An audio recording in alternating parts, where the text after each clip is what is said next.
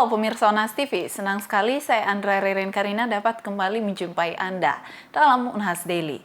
Dalam beberapa menit ke depan kami akan menyajikan berita-berita terpercaya hanya untuk Anda. Universitas Hasanuddin kembali menggelar wisuda pada periode Juli tahun akademik 2023-2024 di Barugaan di Pangeran Petarani Universitas Hasanuddin.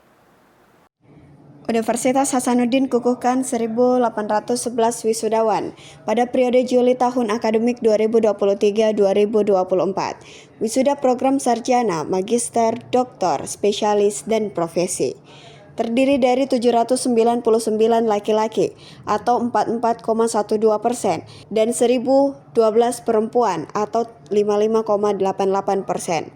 Wisuda periode Juli kali ini terdapat 2 sesi pada tanggal 9 hingga 10 Juli 2024. Jumlah lulusan yang diwisuda pada sesi 1 sebanyak 977 wisudawan. Berasal dari 6 fakultas.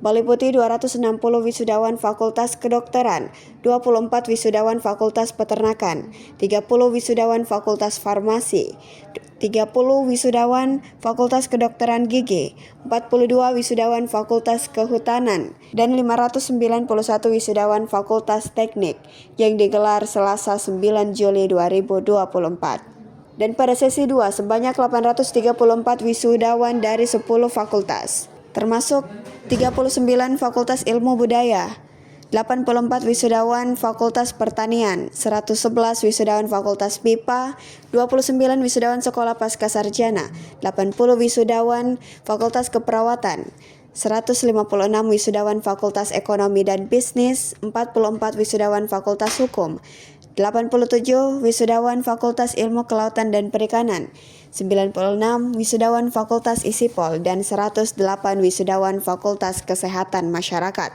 yang digelar Rabu 10 Juli 2024. Sesi 1 dan sesi 2 wisuda periode Juli 2024 dipimpin oleh Rektor Universitas Hasanuddin, Profesor Dr. Insinyur Jamaluddin Jompa MSc. Turut hadir Majelis Wali Amanat, Wakil Rektor, Ketua Senat Akademik, beserta anggota juga dekan di lingkup Unhas. Aminah Rahmat, Andi Muhammad Syafrizal, Unhas TV. Dalam pernikahan suku Bugis Makassar mengenal tradisi uang panai. Tradisi ini dimaksudkan calon mempelai pria memberikan uang kepada calon mempelai wanita untuk keperluan pernikahan. Lantas mengapa pria harus memberikan uang panai kepada calon wanitanya? Berikut informasi selengkapnya untuk Anda. Siapa yang tak kenal uang panai? Menjadi satu tradisi yang terkenal dalam pernikahan suku Bugis Makassar. Uang panai yakni sejumlah uang yang harus diberikan oleh laki-laki yang ingin mempersunting wanita dari suku Bugis Makassar. Dalam bahasa Makassar, uang panai biasa disebut doi panai dan doi menre dalam bahasa Bugis. Nominal uang panai berdasarkan kesepakatan keluarga antara kedua belah pihak. Menurut budayawan yang juga dosen sastra daerah Universitas Hasanuddin, Firman, uang panai adalah bagian dalam pernikahan Bugis Makassar yang menjadi simbol tanggung jawab bagi laki-laki. Dirinya menambahkan kewajiban menyiapkan uang panai bagi pihak laki-laki dimaksudkan agar pihak perempuan dapat menggunakan uang tersebut untuk mempersiapkan pesta penyambutan yang layak bagi keluarga pihak laki-laki yang datang. Meski tidak bermaksud menyulitkan pihak laki-laki sebab uang panai disesuaikan dengan esensinya, namun realitanya nominal uang panai kini semakin fantastis. Entah sebab kesulitan, entah sebab kebutuhan pokok yang semakin mencekik, atau hanya untuk menjaga gengsi. Faktor gengsi inilah yang juga penyebab pergeseran makna uang panai di masyarakat modern. Uang panai ini adalah tradisi, tradisi yang mungkin masyarakat pandangnya ini merupakan salah satu bentuk tradisi yang memiliki gengsi. Sekarang ini hampir beberapa dari pihak keluarga terdekat saja itu memiliki perbandingan, mau melihat kesamaan antara yang satu dengan yang lain, berapa jumlahnya, ataupun membandingkan. Nah,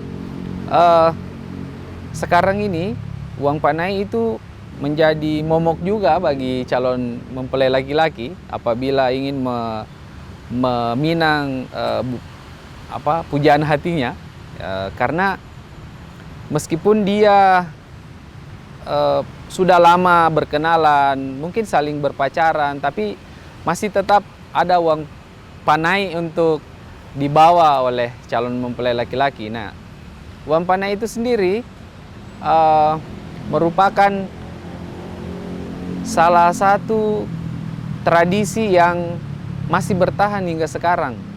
Kenapa? Karena ini juga menjadi salah satu identitas masyarakat Bugis Makassar. Jadi dalam pernikahan itu ada uang panai yang disiapkan oleh pihak laki-laki terhadap pihak perempuan. Dan uang panai ini sendiri menjadi salah satu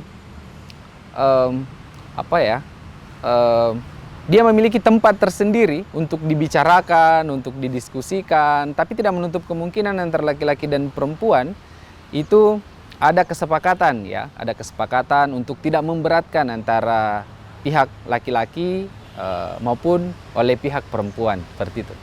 Kini, uang panai tidak sepenuhnya menjadi tradisi, melainkan ajang gengsi. Dosen sastra ini menambahkan pada 2 alasan mendasari nominal uang panai yang tinggi. Keinginan laki-laki untuk mengangkat martabat calon mempelai perempuan lewat cara ini. Mempelai laki-laki juga menunjukkan dirinya yang memiliki kemampuan ekonomi atas. Uang panai yang jumlahnya fantastis juga sebagai bentuk penolakan secara halus. Biasanya, keluarga perempuan bangsawan mematok nominal tinggi agar pihak laki-laki tidak mampu memenuhi. Karena perbedaan kelas strata sosial seperti calon mempelai perempuan yang berpendidikan tinggi. Ada 2, kenapa uang panai itu tinggi. Yang pertama, karena keinginan si laki-laki untuk mengangkat derajat martabat si calon mempelai perempuan atau yang ingin diperistrikan. Dengan cara itu dia juga menunjukkan eksistensinya bahwa dia memiliki ekonomi yang tinggi. 1. Yang kedua, kenapa uang panai itu tinggi? Cara halus untuk menolak seorang laki-laki dengan meninggikan uang panai.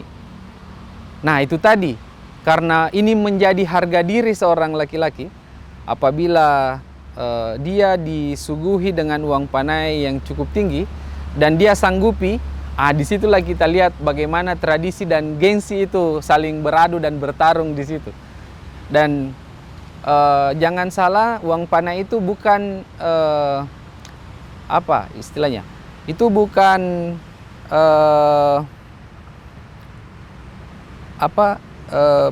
itu hanya untuk uang belanja saja dalam melangsungkan pernikahan, ya, bukan satu kewajiban yang dalam agama kita itu mewajibkan itu, tidak. Itu merupakan salah satu bentuk tanggung jawab laki-laki supaya pihak perempuan ini bisa melangsungkan pernikahan gitu atau acara. Firman menambahkan tanggapan pada sejumlah pasangan yang melakukan patungan untuk kebutuhan pernikahan. Menurutnya, boleh saja selama tindakan itu melalui kesepakatan kedua belah pihak. Patungan untuk membiayai pesta adat pernikahan juga merupakan bagian dari tradisi menjaga siri atau harga diri, baik bagi pihak laki-laki maupun pihak perempuan. Zulkarnain, Muhammad Syaiful, Unhas TV. Baik pemirsa, berita tadi sekaligus menutup perjumpaan kita hari ini. Jangan lupa untuk saksikan Unhas Daily hanya di Unhas TV. Saya Andrea Rerin Karina mewakili kru yang bertugas. Pamit undur diri dan sampai jumpa.